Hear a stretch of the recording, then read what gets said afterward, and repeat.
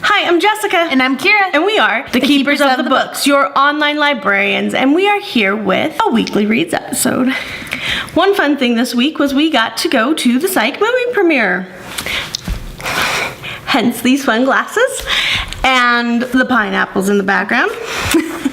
It was really fun. They had trivia, and they gave away some prizes, and popcorn and water, of course, for everybody. Some fun pineapples. And the movie was so much fun. It was great to see the cast back together again. It was funny, and the actors, of course, were as great as ever. You got to see James O'Day and Dulé Hill back in action with Maggie Lawson. Very fun, and the villain. The villain, of course, was great. Zachary Levi. Zachary Levi makes a very funny villain. It was great. We have a lot of book reviews this week for you. We're going to start with Early Reader and go through adults.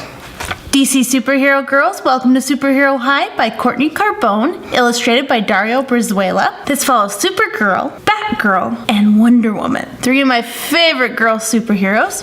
This is their adventures of going to Superhero High, as well as some of their friends, Poison Ivy, Harley Quinn, and even Beast Boy and Cyborg make an appearance. If you like superheroes, you're going to want to pick this book up because it's going to be a popular favorite for fans, and you can guess why this one is my favorite. Of course. Of course, stickers! And shiny stickers at that. Ooh, shiny. Aylan Even More Awesome by Sarah Pennypacker and illustrated by Marla Frazee. This book is about Waylon. He's close friends with Clementine, so this is going to read for grades 2 through 4 or ages about 7 through 10, depending on reading level. Clementine does make several appearances in this book. This is about Baxter and Waylon. They are trying to share a dog. And this dog was present in the first book in the series. The dog's name is Eddie. But Eddie keeps ending up in the shelter because neither one of them can have him in their home.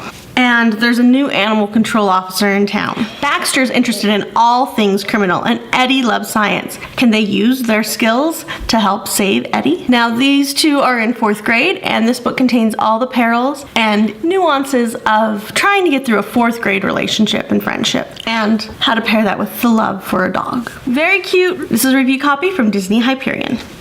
Star Wars Forces of Destiny, The Leia Chronicles by Emma Carlson Berne. I love this book because it has some of my favorite Star Wars characters in it, the Ewoks. Right before the Death Star is about to be destroyed, Han, Solo, Chewie, Luke, and Leia are on this forest planet, and they're trying to disable the generator. However, Leia crashes and ends up getting a little distracted by these really cute teddy bear looking creatures who are actually quite good at fighting, but they are having some trouble with some stormtroopers. Will she finish her mission and save the Ewoks? For fans of Star Wars, you're gonna love this book, and you're gonna enjoy the illustrations. The text is easy to read and very engaging. Depending on the reading level, I would recommend this for grades 2 through 5 or ages 7 all the way up to about age 11. This is a review copy from Disney and Lucasfilms Press. Coco, a story about music, shoes, and family by Diana Lopez. This is a review copy from Disney Press, and it was amazing. I'm going to recommend it for ages 8 through 12 or grades 3 through 6, but I definitely think I'm going to have some 7th graders and maybe 8th graders who are still going to want to read it. I did tear up at the end. I need to see the movie, and it made me want to see the movie. So this has pieces of the movie, but it goes deeper into the off-scene stuff like you saw in Lost in a Book. So you're going to see a lot of the backstory. Now, I haven't seen the movie, so I'm going off what I found out about it. There are some new scenes about Miguel's family in here. You have it retelling parts or the majority of Miguel's adventure from the new Disney Pixar film. Miguel loves music, but it's forbidden by his family, and he is going to play in the Dia de los Muertos celebration. Miguel secretly learned guitar. His family finds out he wants to play in this competition, and they destroy his guitar. His great-great-grandpa was a musician. He abandoned the family, and that's why the family are cobblers, because it pays for the family. It takes care of the family. Turns out Mama Coco secretly dreamt of being a dancer, and she loved the music that her dad would play at home.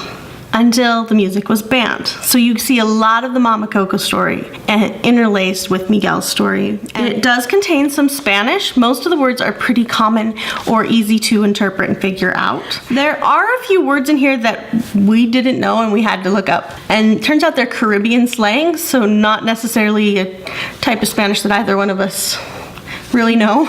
It was kind of fun, but they were easy to look up online. I have to admit, my favorite line sounded a lot like something my grandma used to call us. This is a great story, and the bond in the family is so real and wonderful. And I love the colors. It's colorful, and the colors help you to see where they are. When it's yellow, they are in the living world, and when it's blue, they are in the afterlife. And sometimes on a page you'll have both, and you can see the transition. So that actually was really helpful with helping to figure that part out. It will help you to figure out when you're in Miguel's world, and it is clear when you're in Mama Coco's world when she's young. Anyways, I loved it. Tearjerker, fantastic story. If you loved Coco, you're gonna love this book. Or if you just like music and family and shoes, you will enjoy this book too. Dork Diaries number 12, Tales from a Not So Secret Crush Catastrophe by Rachel Renee Russell. If you've been following Nikki Maxwell's story, you'll know that she's had a major crush on Brandon. And it's no spoiler because it's been the same way for 12 books. Another student from another school is visiting Nikki's school. His name's Andre. Unfortunately for Nikki, she gets picked, or maybe fortunately, she gets picked as a student ambassador. Now, Andre is really sweet, really good looking, but there's just one problem. She still has her crush going with Brandon, and she's torn because Andre brings to light for her wish to go to Paris over the summer with her class. However, her band is also supposed to go on tour at the same time as her trip to Paris. Which will she choose? Andre and her trip to Paris, or Brandon and her band tour? I think you'll find this one is definitely a keeper for those who enjoy the Dork Diary series. And the illustrations are fun and true to the Dork Diary / Diary of a Wimpy Kid fan base. This book's great for grades 4 through 8 or ages 9 through about 14. I got to listen to a review copy of Witchwood by Taha Ramafi, narrated by Bronson Pinchot. I'm not quite sure how you say that name. It is from Listening Library, and it's a review copy. It is a companion to Furthermore. It's not exactly a sequel. I think you still would want to read Furthermore first. You don't have to, but it gives you a little bit of background on a couple of the characters, which I think would be helpful. This is a dark Persian fantasy. I haven't really read a lot of Persian literature, but I'm just taking that information from other sources. I've read a few. They're pretty good. This is about Layli. Her mother is dead and haunts her. She is a Mordashor, and the Mordashor is the person in this culture who takes the dead bodies and the souls and washes them and cleanses them and prepares them because they haven't moved on. And they prepare them daily. Mordashor is also magic. Layli is on her own. When her mother died, her father pretty much abandoned them. And she longs for a normal life. I think she's 12. Not 100% certain about that. She is lonely. The people in the town really take her for granted. The Mordashor survives off basically tips or alms from the living, and her community really undervalues her and forgets about her basically. She's taken for granted. Her hair and her hands are turning silver. They're losing her color. If you remember from Furthermore, that has to do a little bit with that. We did review Furthermore about a year ago. This work is just getting so overwhelming for her, and she's barely surviving. But one day Alice and Oliver show up. They've been sent by their elders to help her. They say, "We're here to help you." These are strangers to Layli. She doesn't know them and she doesn't trust them. Now, they're there. Layli is the only one who really sees these souls and talks to them. So basically, she's haunted by them all the time. And she doesn't really believe that Alice and Oliver can help her. She doesn't know what to expect from them. It's really kind of an interesting situation. The narrator is amazing. He has these great voices for the ghosts, and he really just draws you into this world, and it was just a very fun, engrossing listen. I'm going to recommend it for grades 6 and up or ages 11 or 12 and up. Follow Me, The Killer You Know by Sara Shepherd. This is book number 2 in the Amateur series, and it was just as good as book number 1. This is a review copy from Freeform Books, and it is going to be for grades 8 or 9 and up. which is ages probably 14 or 15 and up, depending on the reader if they're mature or not, because this book does contain violence and a bit of language. And this book is going to be even good for new adults. Aaron, Seneca, and Maddox graduated from high school recently, and now they have moved on. They're in college.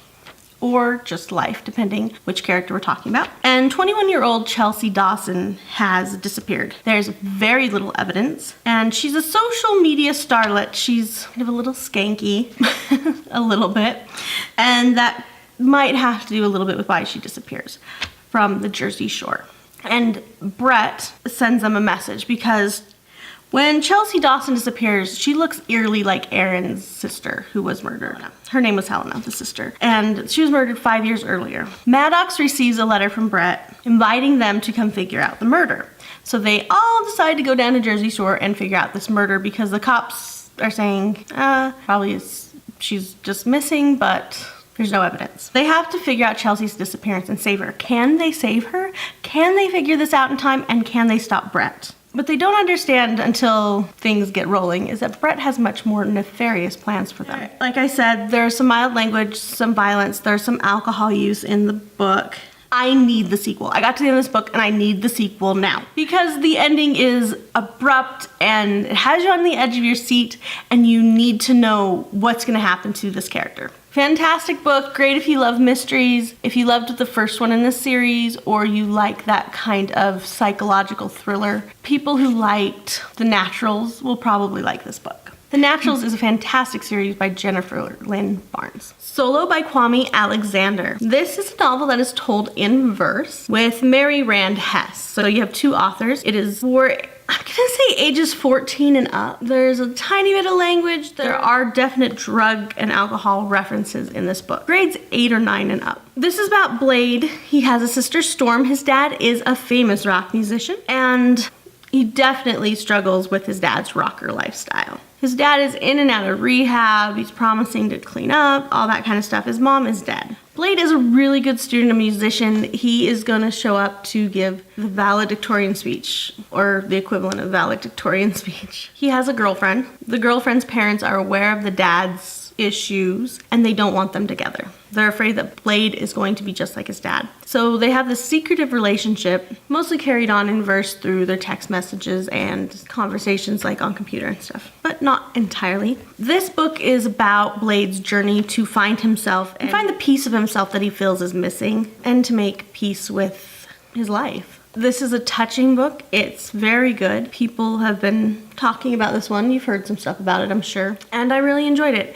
It's a thick book, but it's a fast read. It's really eye-opening. You've seen a few books lately about how difficult it is to be the child of someone who's in the limelight all the time. Mm-hmm. So this is another one of those. So I've heard from people that they really like the way he approaches kind of more difficult topics and portrays the character in a way that you just kind of feel for him and you fall in love with the character. Right. Despite his issues.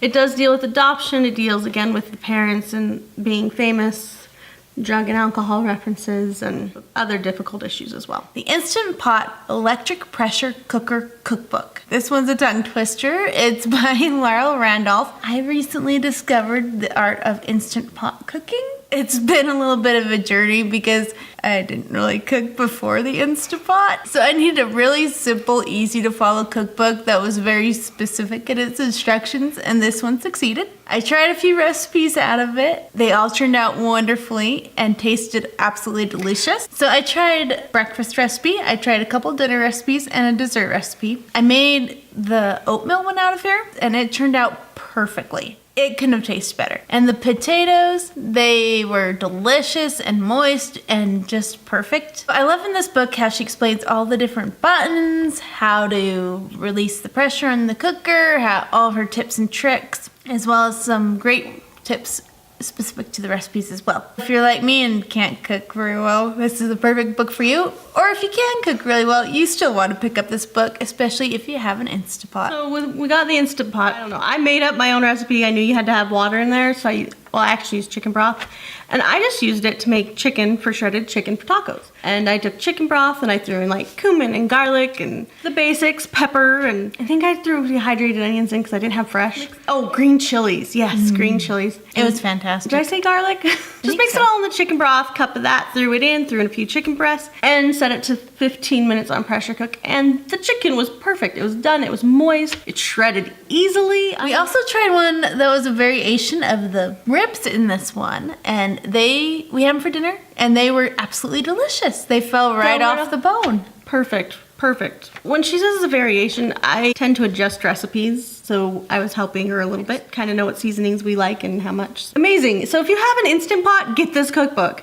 Or if you don't have an Instant Pot, get an Instant Pot and then get this cookbook. Amazing, fast cooking. And that one is for anybody who feels like cooking and is comfortable using a pressure cooker or is willing to learn to be comfortable with a pressure cooker. We have more books to review, but we're going to stick them in another video. We have some fun ones and some informative ones. So be sure to watch next time and be sure to like, comment, and share. Subscribe as well so that you hear about more videos and more book reviews. Thank you for watching, and until next time, happy reading.